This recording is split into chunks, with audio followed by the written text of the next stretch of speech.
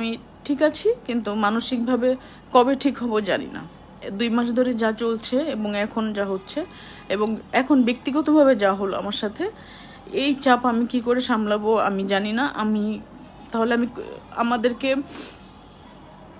অভিনেত্রী আমার এক পরিচয়, আমি শিল্পকলার পরিচালক আমার আরেক পরিচয়, অভিনেতাদের মধ্যেও আর্টিস্টদের মধ্যেও একদম দুটো ভাগ হয়ে গেছে, কোনো কাজ হচ্ছে না, এটাও মানে এই চাকরিটাও থাকছে না। তাহলে আমি কোথায় যাব, আমি কি করব?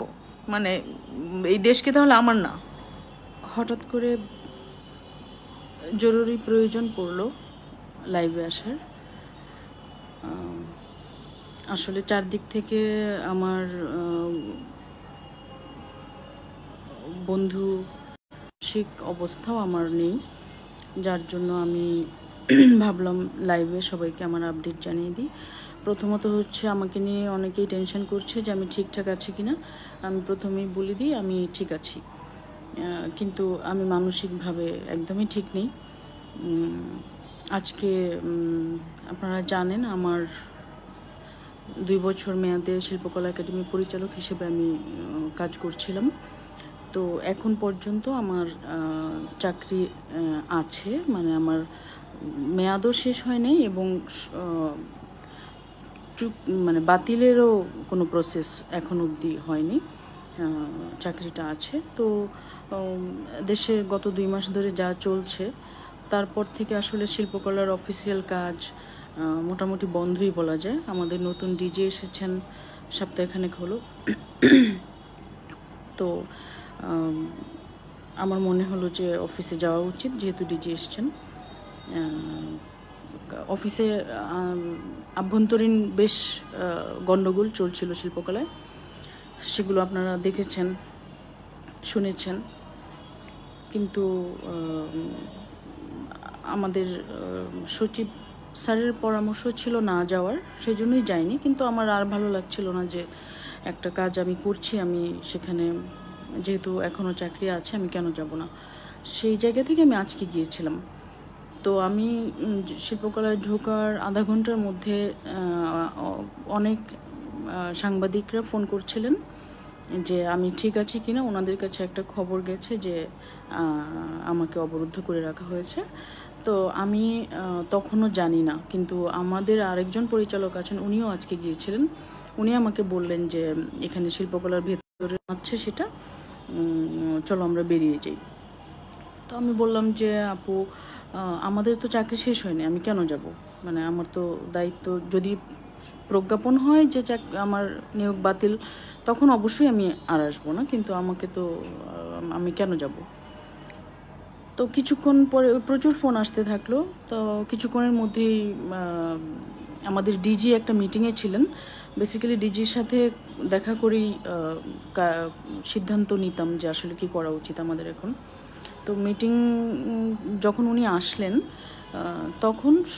উনি আসলেন খবর পেলাম, তখন আমার রুম থেকে আমি যাব দেখা করতে। রুম থেকে বেরিয়ে লবিতে দেখছি যে প্রচুর লোকজন, শিল্পকলার একটা গ্রুপ, তারা একটু চেঁচামেচি করছে এবং আমার আরেকজন যে পরিচালক উনিও সেখানে দাঁড়ানো। তো ওনাকে রেখেই তারা, সিচুয়েশানটা আমার কাছে ভালো মনে হলো না। এর মধ্যেই ডিজি ঢুকলেন, আমি ডিজির সাথে দেখা করার জন্য গেলাম। তখন ডিজি স্যার বলেছেন যে দেখেন এই যে এই অবস্থা, কেন আসছেন, এগুলো আমাকে সামলাতে দেন, আপনারা বরং চলে যান, তারপরে যে সিদ্ধান্ত হবে। তো যখন ডিজি এটা বলেছে, তার কথা তো আমি শুনবই। আমার আসলে ডিজির কথাটাই জানা দরকার ছিল যে আমরা কি আসবো কি আসবো না। তারপর সচিব স্যার বললেন যে প্লিজ চলে যান। তো আমি আমার রুমে গেলাম। রুমে গিয়ে আমার কিছু জিনিসপত্র ছিল পার্সোনাল, আমার মায়ের ছবি, আমার কিছু কসমেটিক্স, তো তার মধ্যেই আবার তখন আমি যখন লবিতে ছিলাম তখন ওনাদের সাথে আমি কথা বলতে চাইলাম যে আসলে সমস্যাটা কি, কিন্তু ওনারা বলছে কোনো কথা শুনতে চায় না, কোনো কারণ তারা বলবে না, এবং তারা বাইরে আরও লোকজনকে খবর দিয়ে এনেছে যাতে আমাদেরকে আটকে দিবে অথবা কি করবে জানি না। কিন্তু আমার কাছে সব কিছু খুব অবিশ্বাস্য লাগছিল, কারণ এরাই তো কলিগ ছিল আমার, এদের চেহারাটাই আমার অপরিচিত মনে হচ্ছিল তখন। যাই হোক, আমি রুমে যখন এরকম সিচুয়েশান দেখলাম, আমার মনে হচ্ছে যে বিশেষ করে ডিজি এবং সচিবের কথা আমি রাখবো, সো আমাকে চলে যেতে হবে। গোছগাছ করলাম এবং আমার প্রচণ্ড রাগ হচ্ছিল যে আসলে আমি তো আমার দায়িত্বে আছি, তাহলে আমি অফিসিয়ালি সেটা না যাওয়া পর্যন্ত আমি কেন আসবো না। ওই জেদ থেকেই আমি আসলে আমার রুমে আবারও গেলাম। তারপর যারা কথা বলতে চাইলো না লবিতে, তারা সবাই মিলে আমার রুমের সামনে আসলো এবং একজনকে দেখলাম দরজার লক ভাঙছে। কি উদ্দেশ্য তাদের জানি না, কারণ আমি ততক্ষণে যাওয়ার প্রিপারেশন নিচ্ছি। আবার তারা এখানে আবার শুনলাম যে আগের অফিসারদেরকেও ঢুকতে দেওয়া হয়নি, কয়েকজন অফিসারকে গণ্ডগোলও হয়েছে, মারামারির মতো অবস্থা হয়েছে এবং অনেকের রুম লক করে দিয়েছে। আমার রুম খোলা ছিল, আমি গিয়েছিলাম, আমার পিয়ন ছিল, আমার কম্পিউটার অপারেটর ছিল, আমার কাছে চাবিও ছিল। কিন্তু আগের যে এক্সপিরিয়েন্স, সবাই খুবই ভীত অবস্থায়, নতুন ডিজি এসে তাদেরকে সব ঝামেলা মিটমাট করার চেষ্টা করছে, কিন্তু আমাদেরকে দেখার পর তারা যে এরকম মারমুখী হবে, এটা আসলে আমি এর কোনো কারণ খুঁজে পাচ্ছিলাম না। তারপর সবাই যখন আমার রুমের সামনে আসলো, আমি তখন গোছগাছ করে, সচিব স্যার আমার সাথেই ছিলেন, উনি আমাকে এগিয়ে দিলেন এবং আমি আমার সব কিছু দেখালাম যে এই জিনিসপত্র এগুলো আমার পার্সোনাল বিলঙ্গিংস, আমার স্যানিটারি প্যাডও ছিল, আমি সেটা দেখিয়ে বলেছি যে আমি এগুলো নিতে পারবো কিনা। তখন নিয়ে আমি চলে আসছি। তো এর মধ্যেই সাংবাদিকদের ফোন আসছে কন্টিনিউয়াস আসছিলই। আমি অ্যাটেন্ড করতে পারছিলাম না, কারণ আমার মানসিক অবস্থা সেরকম ছিল না। যাই হোক, আমি বেরিয়ে আসছি।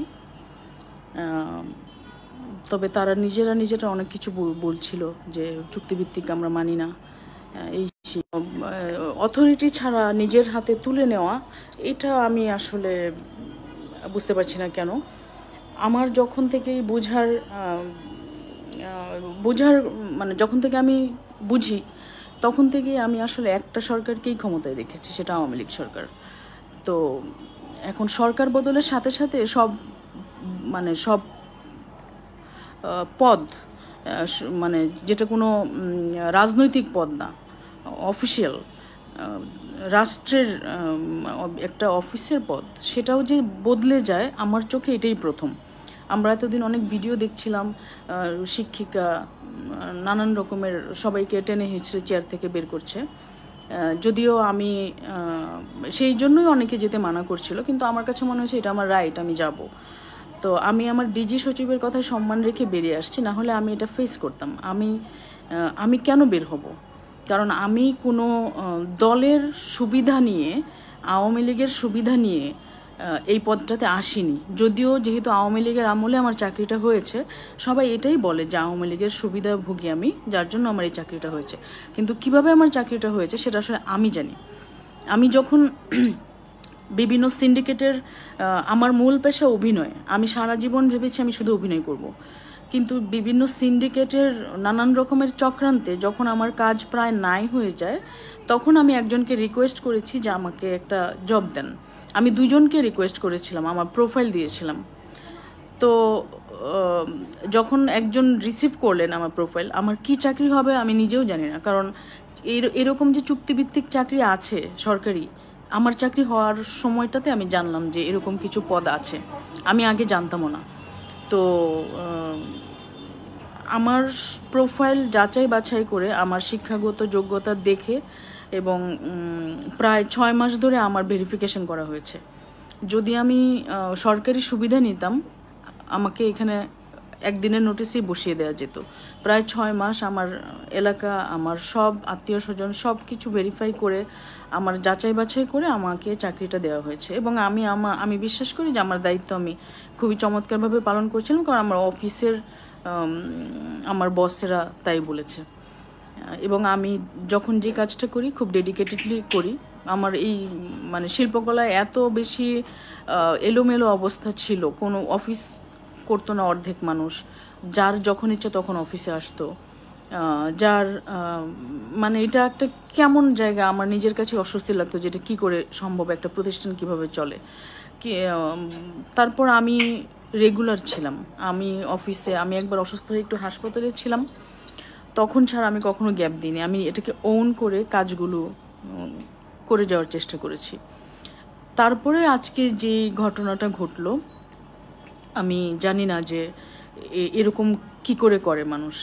মানে আমার যোগ্যতা অনুযায়ী যে কাজটা আমি পেয়েছি সেখান থেকে আমাকে তাড়িয়ে দেওয়ার রাইট তাদেরকে কে দিল? এটা মানে এখন যখন সব কিছু নতুনভাবে চলতেছে, নতুন নিয়ম হচ্ছে দেশে, সব কিছু ভালো হবে, সব কিছুই ভালো হবে, তাহলে এই যে টেনে হিচড়ে এক একজনকে পদ থেকে নামানো হচ্ছে, সেটা আসলে কীরকম ভালো আমি বুঝতে পারছি না। আমরা এতদিন ভিডিওতে দেখেছি, বিশেষ করে হিন্দু চাকরি, যতই মুখে বলুক হিন্দুরা এই দেশে প্রোটেক্টেড, হিন্দুদের কিছু করা হবে না, তাদেরকে গার্ড দিয়ে রাখা হবে। তো এমনই গার্ড দিয়ে রাখা হচ্ছে যে তাদের প্রত্যেকটা পদ থেকে টেনে হিচড়ে নামানো হচ্ছে। এখানে আমি বলবো না শুধু আমি হিন্দু বলে, এখানে যারা পরিচালক ছিলেন সরকারি এবং নতুন ডিজি এবং সচিব যেহেতু পরিস্থিতি সামাল দিতে পারছেন না, তারাও বলেছে চলে যেতে। মানে এরকম সিচুয়েশন আমি কখনো দেখিনি।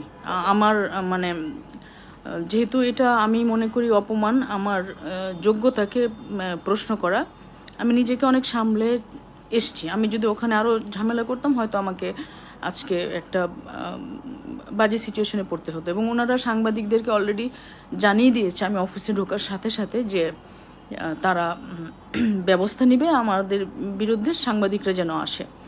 তো সাংবাদিকরা সেই জন্য আমাকে ফোন করছিল। এবং তারা যখন সবাই একসাথে আমার রুমের সামনে আসছে, আমি জানি যে এখানে একটা সিন ক্রিয়েট হবে, আমি সচিব স্যারের সাহায্যে আমি রুম থেকে বেরিয়ে আসছি। তো এই যে এরকম একটা অপমান, মানে আমার পুরোটা জীবনের মানে যতটুকু বয়স পর্যন্ত মানুষ কাজ করতে পারে ততটুকু বয়স আমি এই দেশের জন্য দিয়েছি। এবং আমি কখনোই ভাবি না যে আমি এই দেশ ছেড়ে যাবো কোথাও। তাহলে মানে এই দেশের একজন মানুষ হিসেবে মানে এটা আমার প্রাপ্য কেন, সেই প্রশ্নটা আসলে আমার জানতে চাওয়ার।